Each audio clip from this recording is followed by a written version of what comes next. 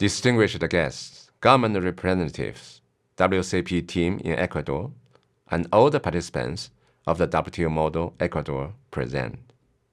It is an honor to address you today at the launch of the first academic simulation on the World Trade Organization at the Universidad Andina Simón Bolívar said Ecuador, called WTO Model Ecuador. I would like to express my gratitude to Professor Michael Levy, Ramanda Depozo, and the rest of the WCP team in Ecuador for their devotion, time, and commitment to make this happen. It takes a lot of effort and planning to coordinate an event of such scale involving 134 students from 14 undergraduate universities nationwide. This initiative is an innovative way through which young people can get involved in the international trade system and to get to know about WTO and how it operates. Importantly, this is the first simulation on the WTO in the country. Comprising of simulations of 7 WTO councils and committees, this exercise will create a space for debate on decision-making process taking place in the Secretariat. It will promote the participation and the search for solutions by Ecuadorian youth on the trending issues that the global society face in the field of international trade. The simulation will cover 7 key WTO bodies: Ministerial Conference, Council for Trade in Goods, Council for Trade in Services, Committee on Trade and Development, Committee on Trade and Environment, Dispute Settlement Body, and the Trade Policy Review Mechanism. I'm very glad to see close collaboration here with the Ministry of Production, Foreign Trade, Investment, and Fisheries, and Permanent Mission of Ecuador to the WTO, the International Office of Physical Documentation, and Andean Community University of St. Gallen, and of course, the Council and Trade Negotiations Committee Division of the WTO for these simulations. I believe such an approach would provide the participants with a robust and coherent overview of the current WTO agenda. I would like to use this opportunity to share a few words on the current state of play in the area of international trading regulations. At this core, the world trading system promotes peace, prosperity, and global cooperation. Yet it is also clear that this system is under strain.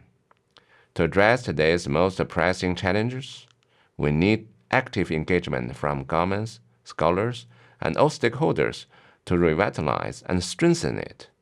And the fact that last week Ecuador became the 84th member to ratify the Fisheries Subsidy Agreement is an excellent example of such an active engagement.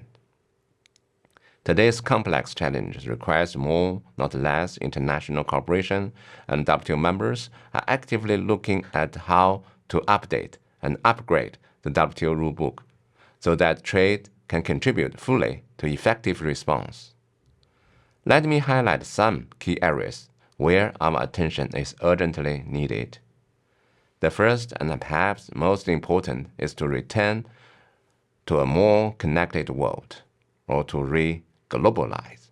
In recent years, we have seen a trend towards protectionism and fragmented global supply chains.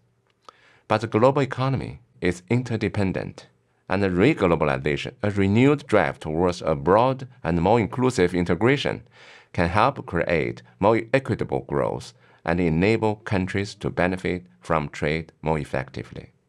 The second, which is also emphasized as part of this conference, is trade and environmental sustainability, in particular climate change and carbon pricing. Carbon pricing mechanisms are increasingly being discussed by different members, and the WTO can help ensure that such measures do not create new barriers to trade, especially for developing countries. If not, the fragmentation of carbon pricing and other climate change mitigation policies is costly and could easily lead to trade frictions. Another key area is digital trade, which we can use to enhance economic opportunities, particularly in regions that require assistance harnessing infrastructure. To do this, it's vital that the WTO stays in pace with technology and maintains a fair and open digital trade environment. Let me add a few words here on the WTO's work on programs on e-commerce. In line with the decision on work program taken at OMC 13, discussions among WTO members going forward will focus on examining additional empirical evidence on the scope, definition, and the impact that a moratorium on custom duties on electronic transmissions might have on development. Members will also examine ways of leveling the playing field for developing and least developed country members to advance their digital industrialization. I would encourage continued engagement by all members to ensure that progress is made in this important discussion, particularly as the existing moratorium would expire by March 31st, 2026, or earlier along with the work program. The WTO also plays a key role in ensuring resilient supply chain that can withstand disruptions. Global food supply chains, in particular, must remain open and efficient to ensure that sufficient and stable quantities of food are available, accessible to all, that can be utilized, keeping in mind the importance of various non-food inputs. Bearing in mind those dimensions, WTO facilitate discussions on agriculture trade and food security policies, helping prevent unnecessary barriers and ensuring that the most vulnerable populations are protected. Trade must also benefit everyone, not just the big players. The informal working group on MIS explores ways in which WTO members can better support macro, small, and medium-sized enterprises' participation in global trade. At MC 13 in February 2024, a joint compendium with the informal working group on trade and gender on access to finance for women-led MIS successfully delivered. Another crucial aspect of WTO is the dispute settlement.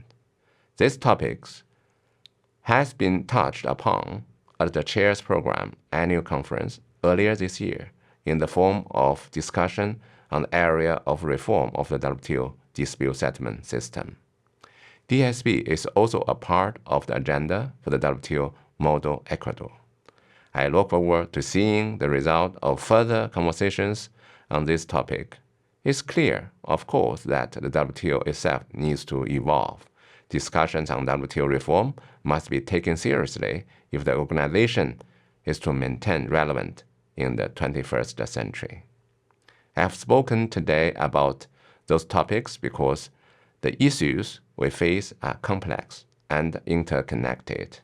But these challenges are not insurmountable if we work together. Governments must prioritize participation in WTO discussions. Trade negotiations cannot succeed if only a few voices are heard. Every country, regardless of size or wealth, has a stake in the system and should be actively shaping its future. And this is one of the purposes of the WTO, to make sure every participant of the complex global trading system has a voice and can be heard. In parallel, universities and academia institutions such as WTO chairs have a critical role to play. More research is needed on emerging trading issues such as digital trade, carbon pricing, and inclusive trade policies. Chairs should incorporate those topics into their curricula, not only to inform the next generations of policymakers and the business leaders, but also to provide valuable insights to current trade negotiations. Moreover, outreach programs can help raise awareness of the importance of the WTO among broader audience, including civil society and the private sector. In conclusion, the multilateral trading system matters no more than ever. The alternative to rule-based integration is power-based fragmentation and a world of greater uncertainty, increased socio-economic exclusion, and heightened environmental decline. The WTO is not perfect, far from it, but the case for strengthening the trading system is far stronger than the case for walking away from it. I sincerely hope that this initiative of simulations of WTO in Ecuador will ignite a spark of passion towards rule-based multilateral trading system in the young audience, and in the future, we will see a new generation of highly qualified trade experts. Thank you, and I wish you a successful event.